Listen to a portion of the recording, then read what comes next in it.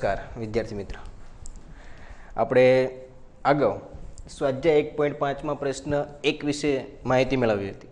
હવે આગળ જઈએ કે પ્રશ્ન 2 સૂચના શું આપેલી પ્રશ્ન 2 ની અંદર કે આપેલ સંખ્યાઓનું સાદુરૂપ આપો. સાદુરૂપ આપવા માટે તો સૌપ્રથમ ધોરણ 8 ની અંદર તમે સૂત્ર ભણી ગયા છો. a + b a - b = a² - b². આગળ a + b નો વર્ગ બરાબર a² + 2ab + b². ત્રીજું સૂત્ર a - b નો વર્ગ બરાબર a² - 2ab + b².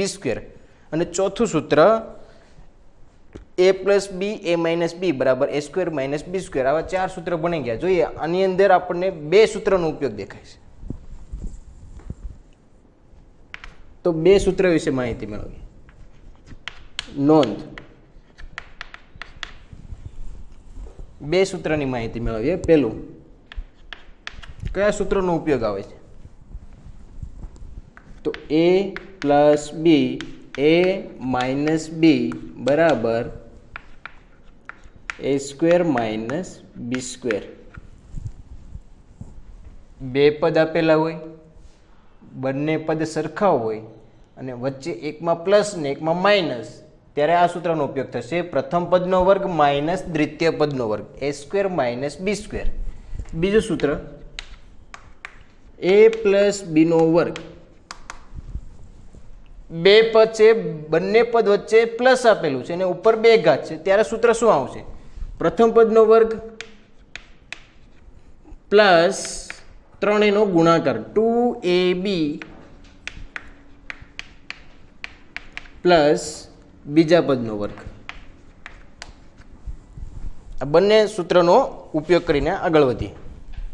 જોઈએ પેલો દાખલો, 3 + વર્ગમૂળમાં 3 બીજા કૌંસની અંદર 2 + વર્ગમૂળમાં 2. પ્રથમ પદ અલગ અલગ છે, દ્વિતીય પદ પણ અલગ અલગ છે.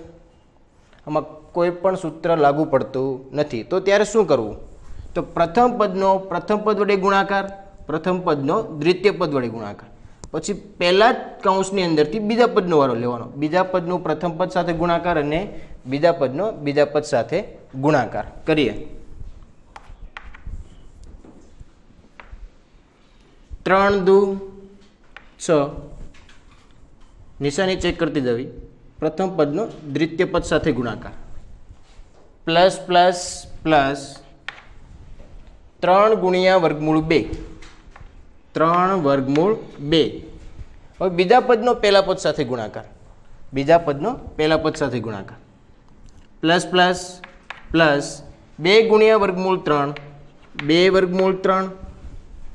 બીજા પદનો બીજા પદ સાથે ગુણાકાર, પ્લસ પ્લસ પ્લસ બંને પદમાં વર્ગમૂળ હોય તો અંદર ગુણાકાર થઈ શકે. 3 દુ 6, વર્ગમૂળની અંદર 6, 6નું વર્ગમૂળ નીકળતું નથી, માટે એને એની અંદર જ રાખશું. હવે આગળ જોઈએ તો આગળ સાદુરૂપ થતું નથી, તો અહીંયા એમનો જવાબ આવી જશે. આગળ બીજો દાખલો, 3 + વર્ગમૂળ 3, 3 - વર્ગમૂળ 3. બંને કૌંસની અંદર જુઓ, પ્રથમ પદ સમાન છે અને દ્વિતીય પદ સમાન છે. પ્રથમ પદ સમાન, દ્વિતીય પદ સમાન અને બંને પદની વચ્ચે એકમાં પ્લસ છે ને એકમાં માઇનસ છે. હવે ઉપર જો નોંધ લખાવેલી છે, એની અંદર સૂત્ર તમને દેખાય. a + b a - b. બે કૌંસની અંદર પ્રથમ પદ સમાન છે, દ્વિતીય પદ સમાન છે, વચ્ચે પ્લસ અને માઇનસનો તફાવત, ત્યારે આ સૂત્રનો ઉપયોગ કરવો. a² - b², પ્રથમ પદનો વર્ગ માઇનસ દ્વિતીય પદનો વર્ગ. તો આમાં એ સૂત્રનો ઉપયોગ કરીએ. પ્રથમ પદનો વર્ગ, પ્રથમ પદ એટલે 3, 3નો વર્ગ સૂત્ર પ્રમાણે માઇનસ અને દ્વિતીય પદનો વર્ગ, દ્વિતીય પદ એટલે વર્ગમૂળ 3, વર્ગમૂળ 3નો વર્ગ. આગળ સાદુરૂપ કરીએ. 3નો વર્ગ કેટલો? 3 × 3, વર્ગ એટલે 2 વખત ગુણાકાર, 3 × 3, 3નો વર્ગ 9, માઇનસ વર્ગમૂળ 3નો વર્ગ, વર્ગમૂળ 3 × વર્ગમૂળ 3, તો વર્ગમૂળ દૂર થઈ જશે 3. હવે બાદબાકી કરો, 9 માંથી 3 જાય તો 6. આ થશે એમનો જવાબ. ત્રીજો દાખલો, કૌંસની અંદર વર્ગમૂળ 5 + વર્ગમૂળ 2, આખા કૌંસની ઉપર 2 ઘાત છે. બે પદ આપેલા છે, બંને પદ વચ્ચે પ્લસની નિશાની છે અને કૌંસની ઉપર 2 ઘાત. ત્યારે સૂત્ર એ પ્લસ બીના વર્ગનું સૂત્ર, બે પદ વચ્ચે પ્લસની નિશાની, ઉપર બે ઘાત, ત્યારે સૂત્ર પ્રથમ પદનો વર્ગ પ્લસ છે એટલા માટે પ્લસ, ત્રણેયનો ગુણાકાર 2ab, છેલ્લે હંમેશા પ્લસ આવશે, અને બીજા પદનો વર્ગ. સૂત્ર પ્રમાણે જોઈએ, પ્રથમ પદનો વર્ગ, પ્રથમ પદ છે વર્ગમૂળ 5, વર્ગમૂળ 5 નો વર્ગ પ્લસ 2, a એટલે વર્ગમૂળ 5, b એટલે વર્ગમૂળ 2 પ્લસ b સ્ક્વેર, બીજા પદનો વર્ગ, બીજું પદ એટલે વર્ગમૂળ 2, વર્ગમૂળ 2 નો વર્ગ. વર્ગ કરીએ, વર્ગમૂળ 5 નો વર્ગ, વર્ગમૂળ 5 ગુણ્યા વર્ગમૂળ 5, વર્ગમૂળ દૂર થશે, વર્ગમૂળ વાળી સંખ્યાનો વર્ગ કરીએ એટલે વર્ગમૂળ દૂર થઈ જશે. આગળ પ્લસ ત્રણેયનો ગુણાકાર, બેનો ગુણાકાર આ બંને પદ સાથે નહીં થાય. શા માટે? બંને પદમાં વર્ગમૂળ આપેલું છે, તો 2 એમ નામ. હવે વર્ગમૂળ વાળી સંખ્યાનો ગુણાકાર થશે, 5 ગુણ્યા 2, 5 દુ 10, વર્ગમૂળની અંદર 10 પ્લસ વર્ગમૂળ 2 નો વર્ગ, વર્ગમૂળ દૂર થશે 2. હવે જો આગળ કે અહીંયા 5 અને 2, તો આ બંને પદનો સરવાળો થઈ શકે, જ્યારે આ પદ સાથે સરવાળો થશે નહીં. શા માટે? તો કે વર્ગમૂળ 10 આપેલા છે, વર્ગમૂળ વાળી સંખ્યા છે, એટલા માટે એમનો સરવાળો થશે નહીં. એ એમને રાખો. 5 અને 2 નો સરવાળો કરીએ, 5 વત્તા 2 7 પ્લસ આ પદ એમનેમ 2 વર્ગમૂળમાં 10. આગળ સાદુરૂપ થતું નથી, તો આ છે તમારો જવાબ, 7 પ્લસ 2 વર્ગમૂળમાં 10. આગળ જઈએ, ચોથો દાખલો. વર્ગમૂળમાં 5 માઇનસ વર્ગમૂળ 2 અને બીજા કૌંસમાં વર્ગમૂળ 5 પ્લસ વર્ગમૂળ 2. તો વિદ્યાર્થી મિત્રો આગળ જો પ્રશ્ન 2 ની અંદર બીજો દાખલો, તો એ જ દાખલો છે. જો બે કૌંસ, એકની વચ્ચે પ્લસ અને એકની વચ્ચે માઇનસ, સેમ દાખલો. બે કૌંસ આપેલા છે, પ્રથમ પદ સમાન, દ્વિતીય પદ સમાન, એકની વચ્ચે પ્લસ ને એકમાં માઇનસ, ત્યારે સૂત્ર a square minus b square, પ્રથમ પદનો વર્ગ માઇનસ દ્વિતીય પદનો વર્ગ, વર્ગમૂળ 5 નો વર્ગ, વર્ગમૂળ દૂર થશે 5 માઇનસ વર્ગમૂળ 2 નો વર્ગ, વર્ગમૂળ દૂર થશે 2. 5 માંથી 2 માઇનસ કરો, કેટલા મળશે? 3. કેટલા મળશે? 3. આ છે તમારો જવાબ. આગળ વધીએ પ્રશ્ન 4 તરફ, કે વર્ગમૂળ 9.3 ને સંખ્યા રેખા પર દર્શાવો. આગળ આપણે સંખ્યા રેખા વિશે માહિતી મેળવી હતી, પણ ત્યારે પોઈન્ટ વાળી સંખ્યા નહોતી, અત્યારે પોઈન્ટ વાળી સંખ્યા છે કે વર્ગમૂળ 9.3. તો જોઈએ કઈ રીતે થશે. ખાસ ધ્યાન આપજો આ પ્રશ્નની અંદર. સૌપ્રથમ સ્કેલની મદદથી એક કિરણ દોરો, કિરણ AX,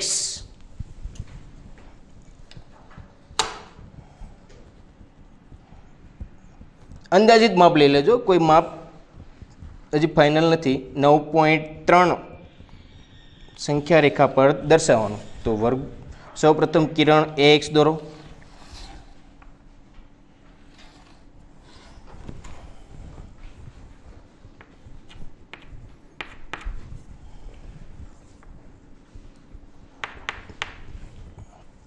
સાથે આપણે રચનાના મુદ્દા પણ લખતા જઈએ.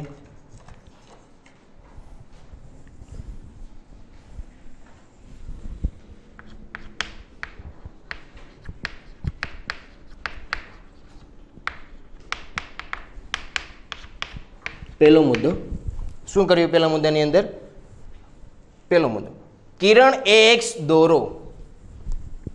કિરણ AX દોરો. હવે આગળ કે વર્ગમૂળ 9.3 સંખ્યા રેખા પર દર્શાવવાનું. હવે આ કિરણ પર બિંદુ B એવું મેળવો કે જેથી AB બરાબર 9.3 એકમ થાય.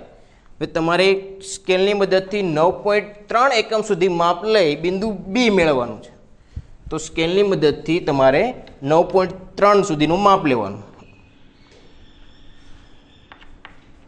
કેટલું માપ લેવાનું છે? 9.3 એકમ.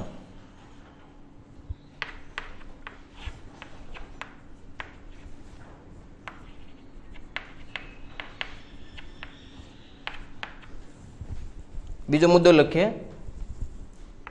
કિરણ એક્સ પર બિંદુ બી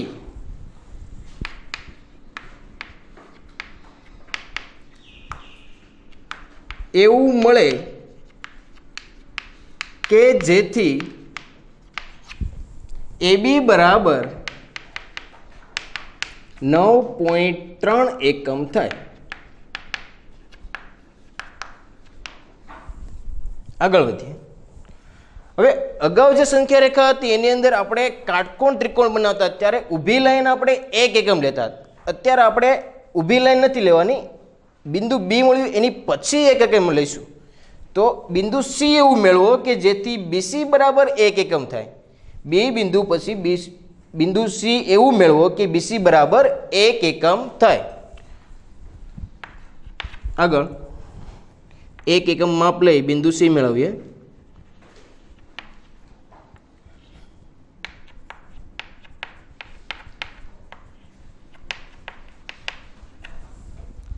રચનાના મુદ્દાની અંદર લખીએ ત્રીજો મુદ્દો કે કિરણ બી એક્સ પર બિંદુ સી એવું મળે કે જેથી BC બરાબર 1 એકમ થાય.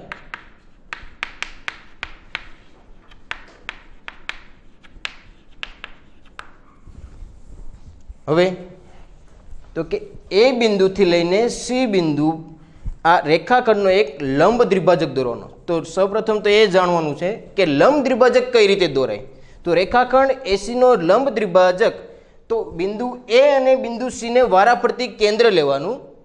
બિંદુ એ અને બિંદુ સીને વારાફરતી કેન્દ્ર લેવાનું. એમને એના અડધા કરતાં વધારે માપ રાખી ઉપર અને નીચે બંને તરફ ચાપ મારવાની. જુઓ અહીંયા સૌપ્રથમ પરિકરનો ઉપયોગ કરવાનો. બિંદુ એ અને બિંદુ સી બંનેનો વારાફરતી ઉપયોગ કરવાનો. અડધા કરતાં વધારે માપ રાખવાનું. કોઈ માપ માપવાનું નથી, અંદાજિત અડધા કરતાં વધારે માપ રહેવું જોઈએ. અને ઉપર અને નીચે એક એક ચાપ મારવાની છે.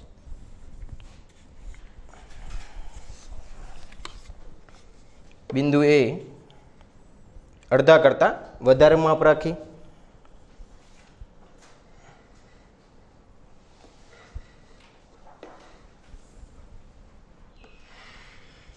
નીચે અને ઉપર બંને તરફ એક એક ચાપ મારો. એ જ રીતે હવે બિંદુ સી ને કેન્દ્ર લો.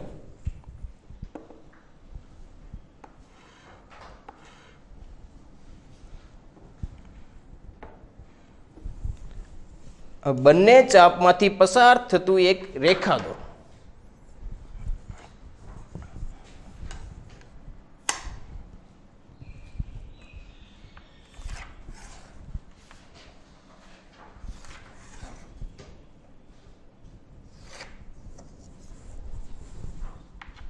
બંને ચાપમાંથી પસાર થતી એક રેખા દોરો. આમને કહેવાશે લંબ દ્વિભાજક. આ રેખા રેખાખંડ એસીને જ્યાં છેદે ત્યાં એમ નામ આપો. ત્યાં શું નામ આપો? એમ નામ આપો. તો રચનાની મુદ્દાની અંદર લખીએ ચોથો મુદ્દો, રેખાખંડ એસીનો લંબ દ્વિભાજક દોરો. રેખાખંડ એસીનો લંબ દ્વિભાજક દોરો. જ્યાં છેદે ત્યાં એમ નામ આપો. જ્યાં છેદે ત્યાં એમ નામ આપો. હવે આગળ એમને કેન્દ્ર લઈ એમને કેન્દ્ર લેવાનું પરિક્રમા એમથી એ સુધીનું માપ લઈ એક અર્ધવર્તુળ દોરવાનું છે. શું દોરવાનું છે? એક અર્ધવર્તુળ. અહીંયા સુધી માપ આવશે. એમને કેન્દ્ર લેવાનું, એમ એ ત્રિજ્યા લઈ એક અર્ધવર્તુળ દોરીએ.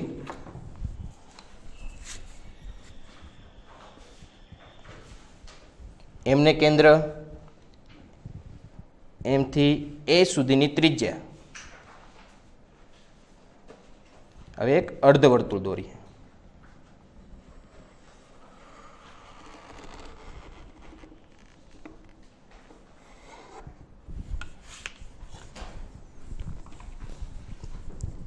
એ થી સી સુધી. અચ્છા, ફરી વખત એમને કેન્દ્ર લઈ એમ થી એ સુધીની ત્રિજ્યા લઈ એક અર્ધવર્તુળ દોરો. પાંચમો મુદ્દો, એમને કેન્દ્ર લઈ એમ એ માપની ત્રિજ્યા વડે એક અર્ધવર્તુળ દોરો.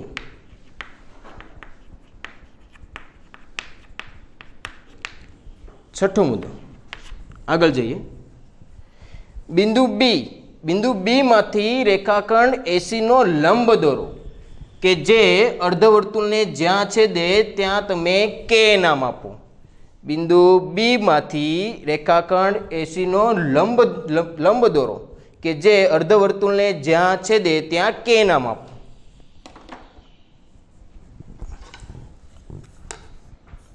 લંબ એટલે 90 અંશના ખૂણે.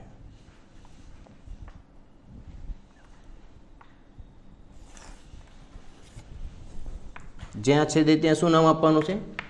કે નામ આપીએ. તો આ જે કે મળ્યો એ છે તમારું વર્ગમૂળ 9.3.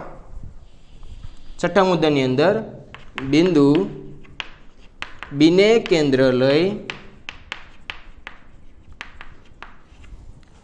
રેખાખંડ એસી નો લંબ દોરો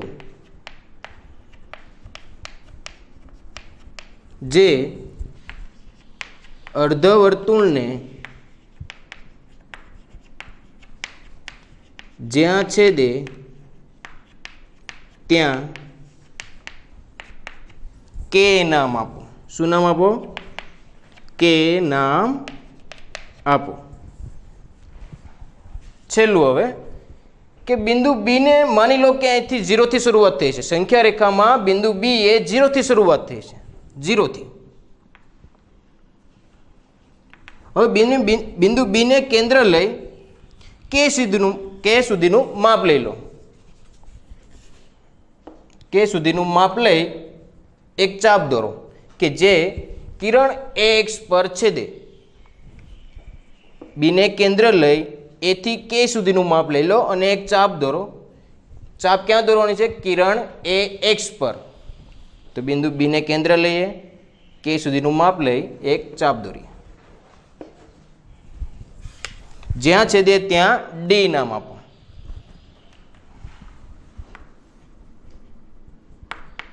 ડી. તો જે ડી છે એ તમારું શું થઈ ગયું? વર્ગમૂળ 9.3. તમારે ક્યાં બતાવવાનું હતું? સંખ્યા રેખા પર. જે અહીંયા મળ્યું એ સંખ્યા રેખા પર મળ્યું નહોતું, એને તમારે સંખ્યા રેખા પર દર્શાવવાનું. તો આ છે સંખ્યા રેખા. બિંદુ બી ને આપણે 0 તરીકે લીધું. તો બિંદુ ડી શું મળ્યું? વર્ગમૂળ 9.3. તો છેલ્લો મુદ્દો લખીએ, 7 નંબર. બિંદુ બી ને સંગત સંખ્યા એટલે ત્યાંથી શરૂઆત, સંગત સંખ્યા 0 લઈએ. બિંદુ બી ને સંગત સંખ્યા 0 લો. બી બિંદુને કેન્દ્ર લઈ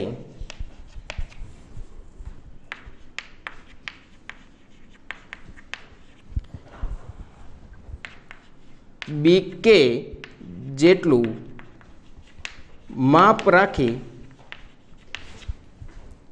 કિરણ એક્સ પર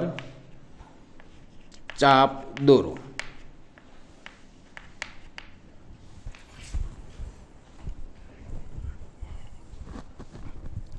જ્યાં છેદે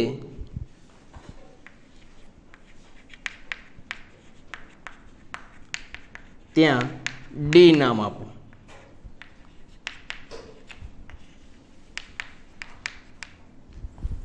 તો બી થી ડી સુધીનું એટલે કે બીડી બરાબર વર્ગમૂળ 9.3 મળે.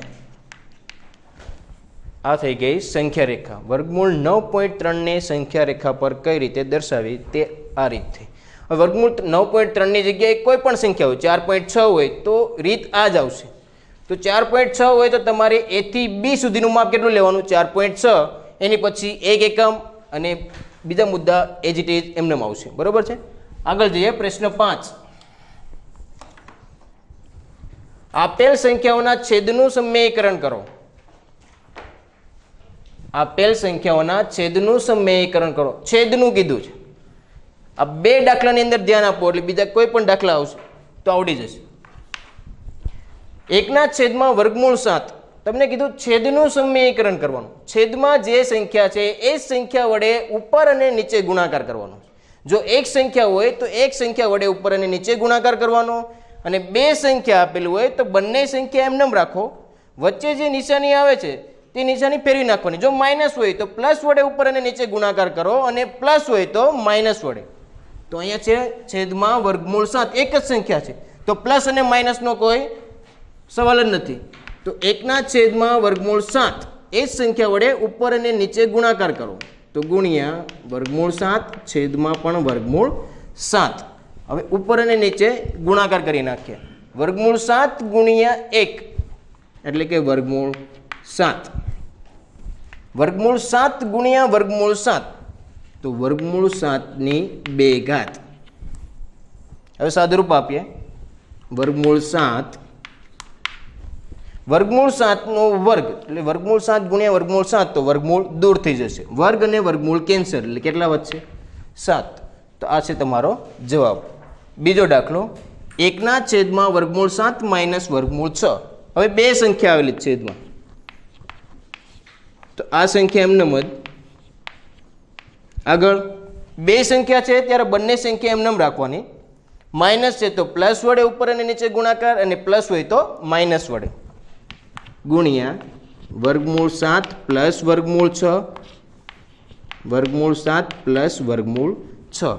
અને કેવા છે? છેદનું સમયીકરણ. છેદમાં જે સંખ્યા છે તેમનું સમયીકરણ કરવાનું, અંશમાં કોઈ ફેરફાર કરવાનો નથી.